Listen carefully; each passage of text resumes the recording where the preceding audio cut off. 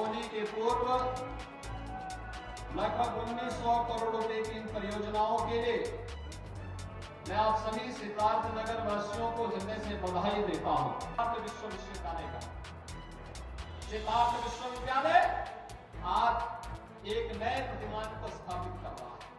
सरकार ने उसको पूरा पैसा दिया है। वहां अब नए नए पाठ्यक्रम प्रारंभ हो चुके हैं। अब एक नई पहचान के साथ सिद्धार्थ विश्वविद्यालय अपने आप को आगे बढ़ा रहा है।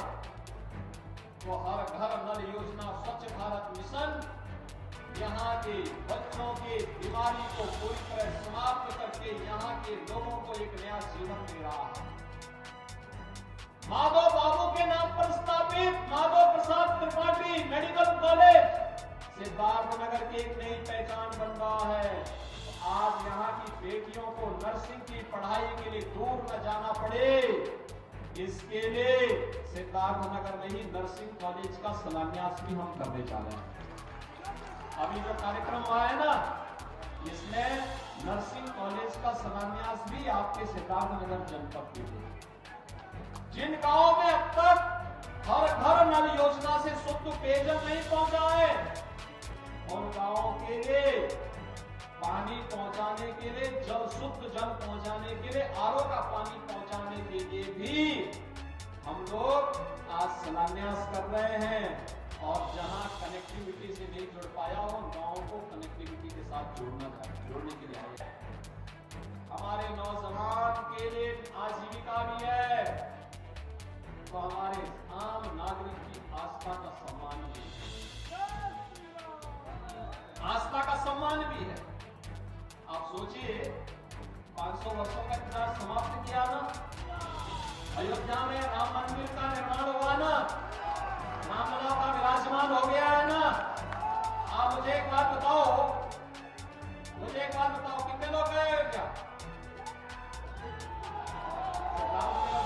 काफी लोग जा चुके हैं। आपको मैं एक बात बताऊं, 22 जनवरी यानी 23 जनवरी से लेकर के 10 मार्च तक 1 करोड़ श्रद्धालुओं ने अयोध्या में अब तक दर्शन किया है। 1 करोड़ श्रद्धालुओं ने, और ये पूरे देश के अंदर के हम लोगों ने उत्तर प्रदेश वासियों से कहा था, पहले देश के लोग करेंगे, फिर उसके बाद में हम लोग करेंगे।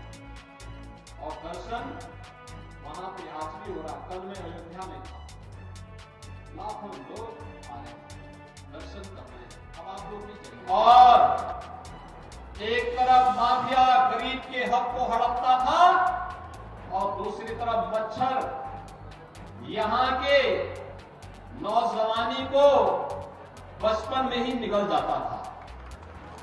इंसेफ्लाइटिस से सबसे अधिक पीड़ित कोई जनपद था, उनमें से सिद्धार्थ नगर जनपद भी एक था।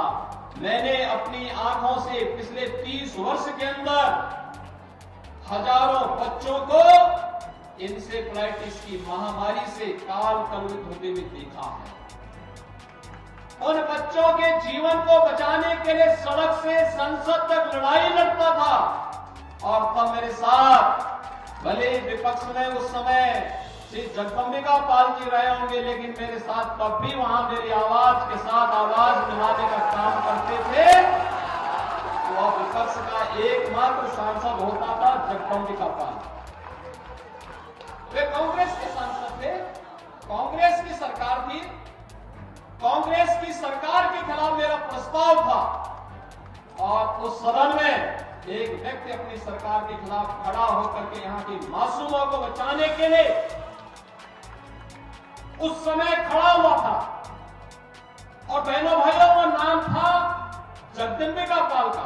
पूरा सदन भौचक था कि मैं तो विपक्ष में था ही, लेकिन मेरे स्वर में स्वर मिलाने का काम कोई एक सांसद कर रहा है, तो वह जगदम्बिका पाल कर रहा है। और बहनों भाइयों, आज जब हम लोग आज कह सकते हैं कि सिद्धार्थ नगर जनपद अब इंसेफ्लाइटिस से मुक्त हुआ, बीमारी समाप्त हुई, इसके बहुत सारे कारण हैं। हमने मच्छर भी समाप्त किया, माफिया भी समाप्त किया, और जब मच्छर और माफिया समाप्त होता है तो बीमारी भी समाप्त बीमारू राज्य की श्रेणी से, बीमारू जनपद की श्रेणी से उभर करके, आकांक्षात्मक जनपद की श्रेणी से उभर करके आपका जनपद भी विकसित जनपदों की श्रेणी में आकर के खड़ा हो